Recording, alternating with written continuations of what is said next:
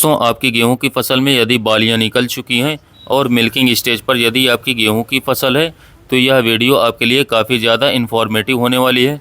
देखिए दोस्तों, last stage पे अभी जो हमारी गेहूं की फसल है वो लास्ट स्टेज पर है और इस समय पर हमारे किसान भाइयों के बहुत सारे कन्फ्यूजन रहते हैं कि भाई अब कौन से फास्फोरस देना चाहिए या फिर पोटाश देना चाहिए या फिर किसान साथियों दोनों का कॉम्बिनेशन देना चाहिए।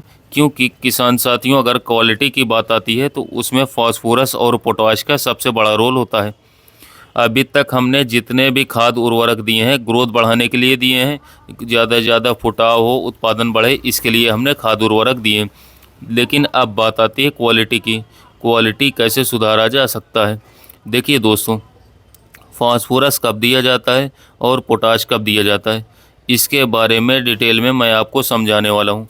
देखिए दोस्तों, बताने को तो मैं 2 मिनट में बता भी सकता हूँ कि नहीं आपको इतने दिन में फ़लानी चीज़ का छिड़काव करना है, इतने दिन में ये छिड़काव करना है, वो छिड़काव करना है, और आप सुन के चले भी जाओगे।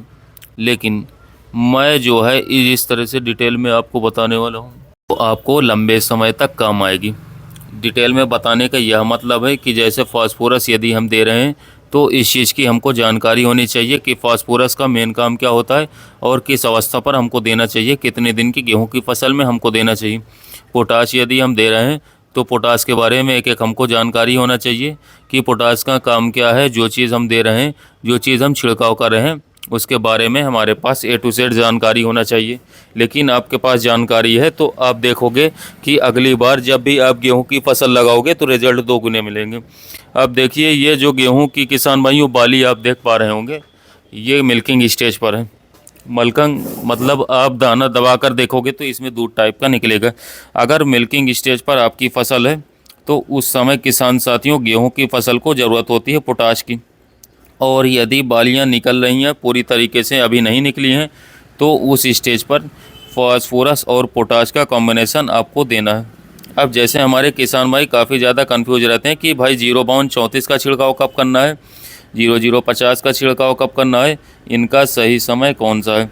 देखिए, वो कन्फ्यूज़न भी आपका दूर हो जाएगा इस वीडियो में, जो भी आपके डाउट्स हैं। जो सही समय किसान साथियों 0-34 का वो है जब हमारी गेहूं की फसल में बालियां निकल रही होती हैं, मतलब पूर्ण तरीके से नहीं निकली होती हैं, तब आपको 0-34 का छिड़काव करना है। और ये किसान भाइयों ज़्यादा महंगा नहीं आता है दोस्तों, बहुत सस्ता आता है। अराउंड आपको किसी भी कंपनी का लोगे आपको 150-200 रुपये तक मिल जाएगा। चाहे आप श्री राम का ले लो, इफ़को का ले लो, या फिर कोई सी भी कंपनी का ले लो जो अच्छी कंपनी है। अब ये किसान साथियों 0-34 में फास्फोरस 52% होता है, 34% पोटाश होता है। इस समय पर हम पोटाश और फास्फोरस का कॉम्बिनेशन क्यों दे रहे हैं? क्योंकि दोस्तों जो बालियों का साइज है उसमें कब ग्रोथ होगी, जब ये आप झंडा पत्ती देख रहे हो, ये देखिए किसान साथियों, ये जो झंडा पत्ती है ये जब हरी भरी रहेगी तभी बालियों के साइज में ग्रोथ होगी। और बालियों की साइज़ जो है किसान साथियों और झंडा पत्ती, ये सब फास्फोरस और पोटाश पर डिपेंड करती है लास्ट स्टेज पर। अब नाइट्रोजन का कोई काम नहीं बचता, नाइट्रोजन बिल्कुल ना दें। अब सिर्फ आपको फास्फोरस और पोटाश पर ही ध्यान देना है और सबसे मेन चीज़ इस पर ध्यान देना है, यानी कि झंडा पत्ती आपकी लास्ट तक हरी भरी रहनी चाहिए। ये यदि हरी भरी है तो आपका पौधा भी स्वस्थ है और किसान साथियों उसमें जो दाने बन रहे हैं वो भी अच्छे बनने वाले, मतलब उसका साइज़ भी अच्छा बनने वाला है और क्वालिटी भी आने वाली है। तो ये हो गया 0-34 का फंडा। अब इसमें फास्फोरस एक तो पौधे को स्टेबल बनाए रखता है। भाई कैसे भी आंधी तूफान आ रहे हैं या फिर हवा चल रही है, यदि हम फास्फोरस किसी भी कारणवश नहीं देती हैं तो उसमें डर होता है कि कहीं हमारी फसल जो है लास्ट स्टेज पर खड़ी ना हो जाए। मतलब किसान साथियों यदि बारिश भी बता रहे हैं तो जाहिर सी बात है कि उसमें हवा तो चलेगी ही चलेगी, और हवा यदि चलती है और फास्फोरस की यदि कमी है हमारे गेहूं के पौधे में तो वो फसल आड़ी हो सकती है। तो एक तो ये पौधे को स्ट्रॉन्ग बनाता है, दूसरा ये दाने की क्वालिटी में सुधार भी करता है। मतलब किसान साथियों पोटाश और फास्फोरस ये दोनों साथ साथ मिलकर काम कर एनपीके यानी कि नाइट्रोजन, फास्फोरस, पोटासिया एक ऐसी चीज़ है दोस्तों जो हर एक फसल में ज़रूरत होती है। चाहे आप कोई सी भी क्रॉप लगा रहे हो, अनाज वर्गीय स्पेशली अनाज वर्गीय फसलें जितनी भी हैं, धान, गेहूँ, जितनी भी अनाज वर्गीय फसलें हैं उसमें एनपीके का बहुत ज़्यादा रोल होता है। मैक्रो न्यूट्रिएंट्स में और एनपीके का फंडा यदि आपने समझ लीजिए तो यह समझ लीजिए कि आप फसल से 2 गुना उत्पादन लोगे हर साल।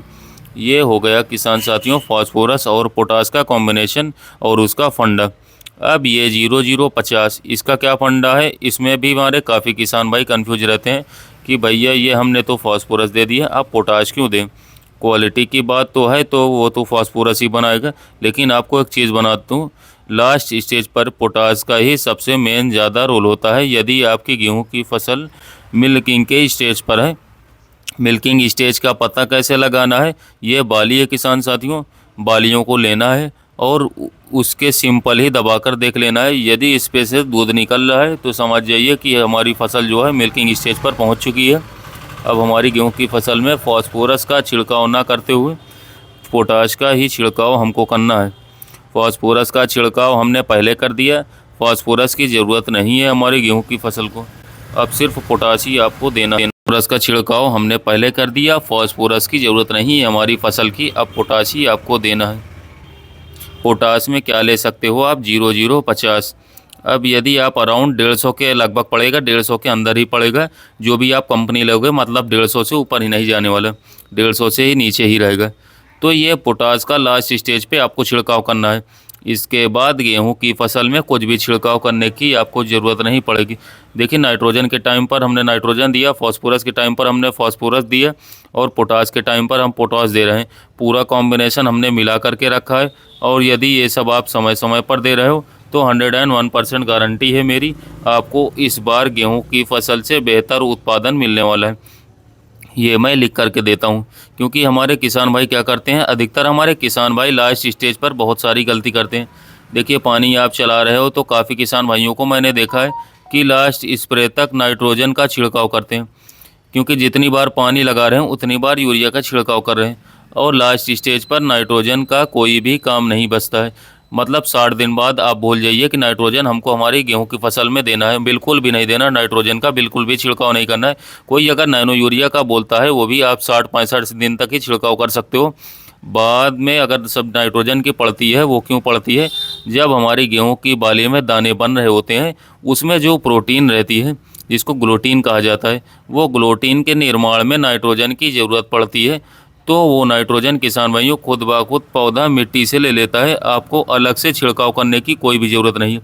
मतलब कहने का सीधा सीधा मतलब ये है कि दोस्तों ज़्यादा फिजूल का खर्च आपको बिल्कुल नहीं करना है। देखिए स्टार्टिंग में क्या क्या करना है वो मैंने आपको बता दिए, 50-60 के स्टेज में आपको कौन सा छिड़काव करना है, इसके अलावा 21-22 दिन के स्टेज पर आपको कौन सा छिड़काव करना है, 0-34 का छिड़काव आपको कब करना है, 0050 का छिड़काव आपको कब करना है। बस यही खाद उर्वरक रहता है जो गेहूं की फसल में रहता है। इसके अलावा कोई भी अगर बोलता है कि लास्ट स्टेज पर ये टॉनिक बोल दो, देखिए दोस्तों अब कुछ नहीं हो सकता है। अब जो भी करना है फास्फोरस और पोटास हमारे गेहूं की फसल में करेंगे, चाहे वो क्वालिटी की बात हो या फिर दाने की साइज़ की बात हो या फिर बालियों के साइज़ की बात हो। इसके अलावा आपको कोई भी छिड़काव नहीं करना, फिजूल खर्ची लुटना नहीं है किसान भाइयों। जितना खर्च कर चुके हैं इतना बहुत है, क्योंकि मुनाफा भी हमको कमाना है और इसके साथ साथ खर्च भी हमको लिमिटेड ही करना है। तो आई होप दोस्तों मेरे द्वारा दी गई जानकारी समझ आई होगी और वीडियो पसंद आई होगी। वीडियो अगर अच्छी लगी हो किसान भाइयों तो एक लाइक, और जो किसान भाई इस चैनल पर पहली बार आएँ तो सबसे पहले तो चैनल को सब्सक्राइब कर लीजिए, क्योंकि आप वीडियो देख करके चले जाते हो, सब्सक्राइब करना भूल जाते हो।